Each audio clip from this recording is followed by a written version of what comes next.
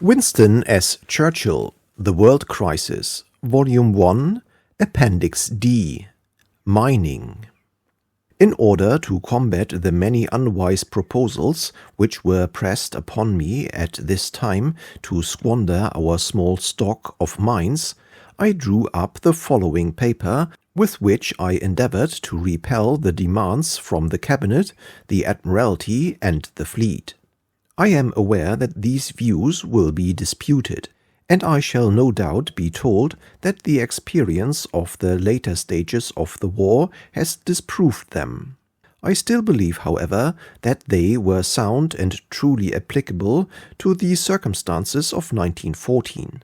But I go further and declare that the reasoning held good all through 1915 and 1916.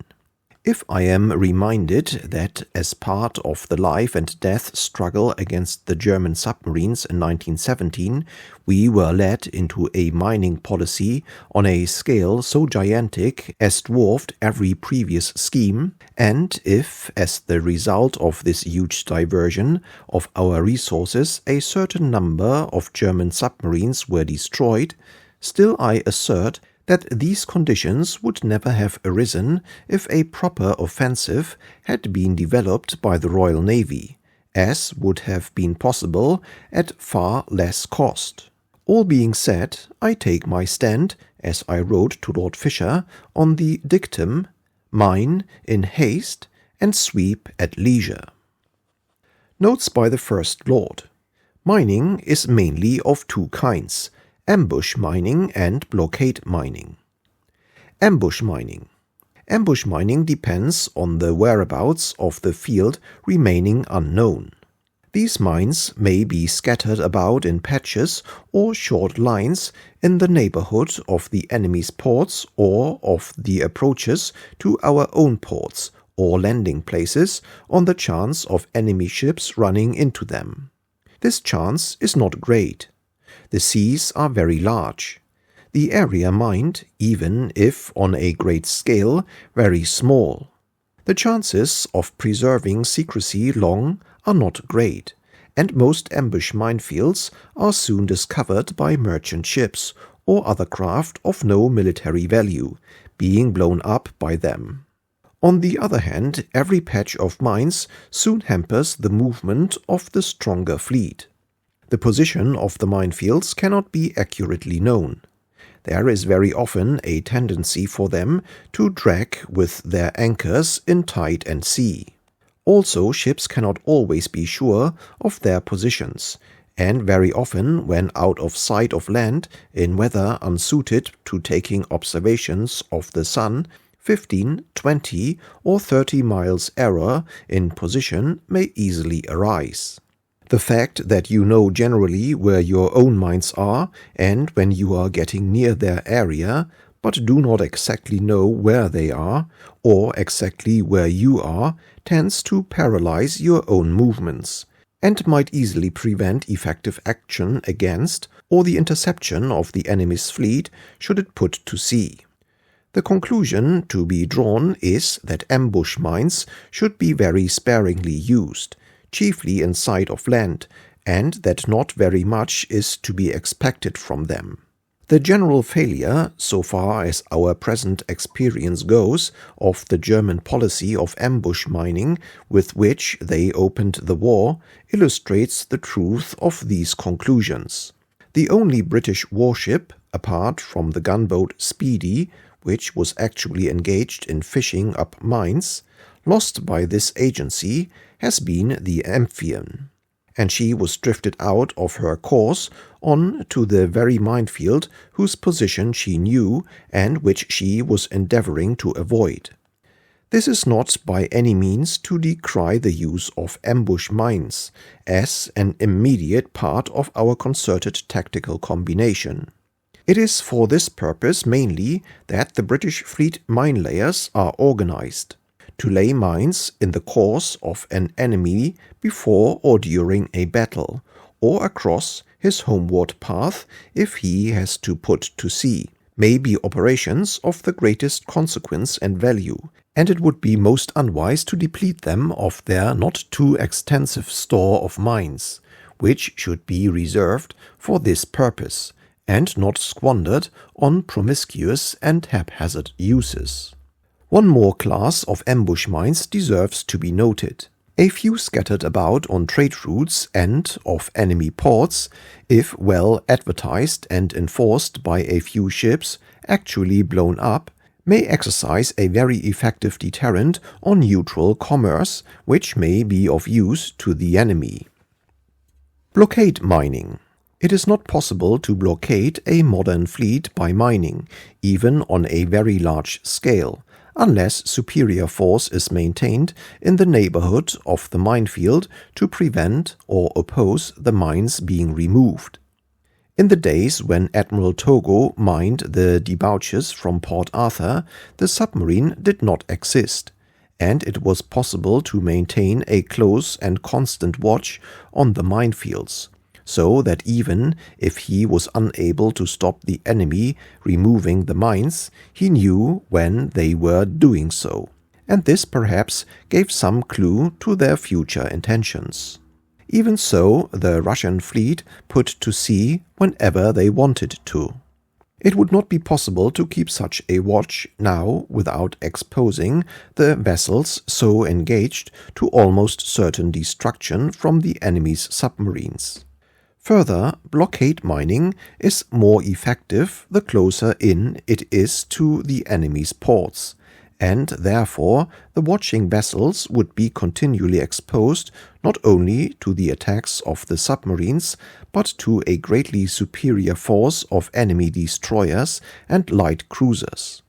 In order to maintain them against this, appropriate support would have to be kept close at hand in proper tactical relation and brought up as the need arose, with the result that more and more ships of greater value would be drawn into the most dangerous area of the enemy's submarine activities, and considerable operations would develop in waters less suited to us and most favorable to the enemy. But if the minefield is not watched, the enemy has no difficulty in proceeding to sea at any time he chooses. He will soon learn the existence of the minefield, because one or two small craft will be blown up on it. In the British fleet, the regular minesweepers can sweep a clear channel ahead of the fleet at a rate of 12 knots an hour through any minefield. The Germans have not used, as we have, old gunboats converted as minesweepers, but have built a special class of good fast vessels. It must therefore be assumed that they could sweep a channel at least as quickly as, and probably quicker than, we could. They could therefore proceed to sea at any time if they wished to do so, and with scarcely any delay.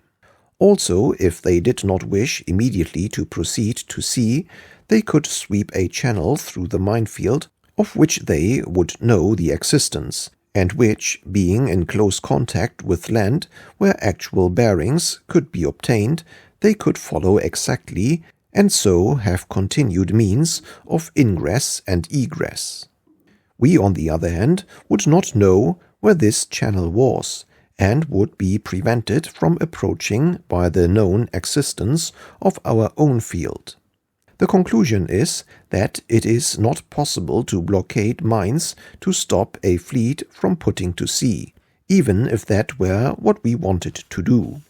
Still less it is possible to stop the enemy submarines from putting to sea, either by ambush mines or blockade mines.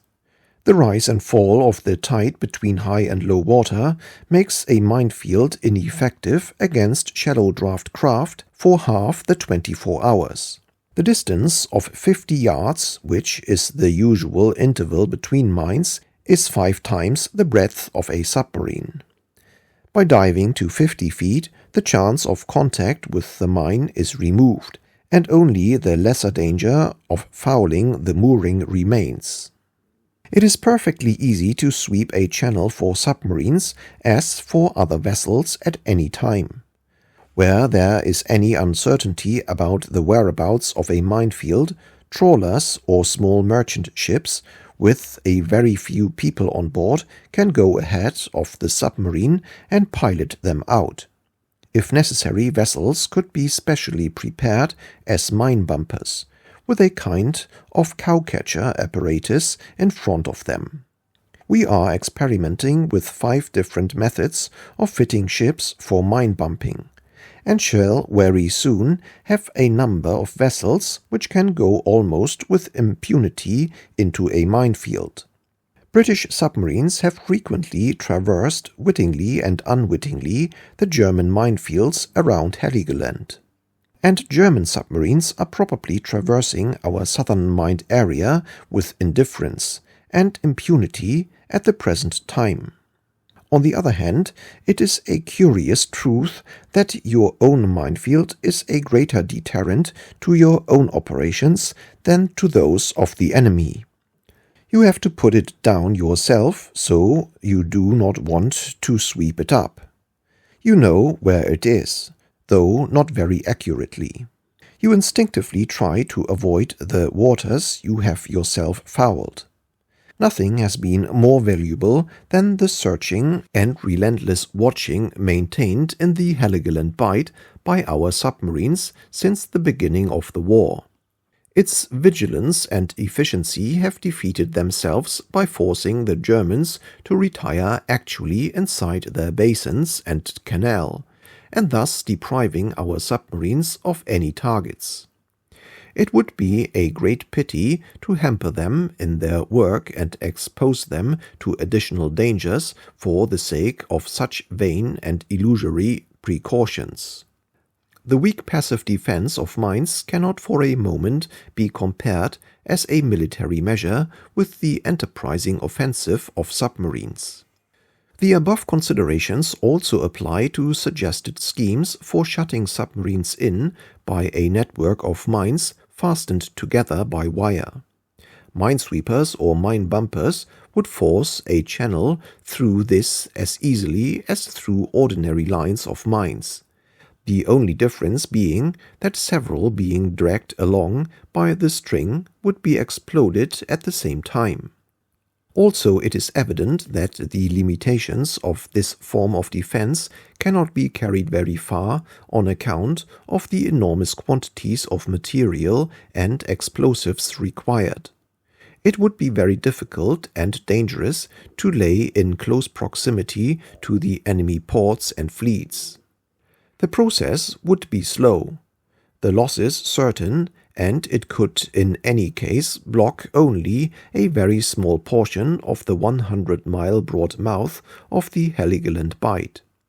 Devices of this character may, however, be useful in defending one's own harbors and making anchorages submarine-proof, where we can, by our superior strength, prevent our arrangements from being interfered with. A variety of these methods are at present in use and are being rapidly extended and developed. The following 7 principal expedients are being applied. 1. Sinking ships with cement or stone in such a way as to form an absolute breakwater and barrier like the mole of a harbor. 2. Electrical contact mines strung very closely together and capable of being made dangerous or safe by the current being switched on or off. 3. Barges or piles with torpedo nets attached to them. 4. Loose wire nets of very large mesh, not fastened at either end, which clog round a submarine and entangle it. 5. Network arrangement with explosives attached. 6. Network arrangements with upright floating spars, which also entangle the submarine. 7. Long length of fishing nets, particularly Portuguese tunny nets, which operate in the same way. As the war progresses, we shall gradually improvise the torpedo-proof harbors, of which, except on our southern coast, we are now entirely destitute. I explained to the Cabinet the quantities of mines which we had in store and which were available in the future. The experience of the last 3 months seemed to justify the partial and limited reliance put by the Admiralty upon mining as a method of warfare. October 1914, Winston as Churchill.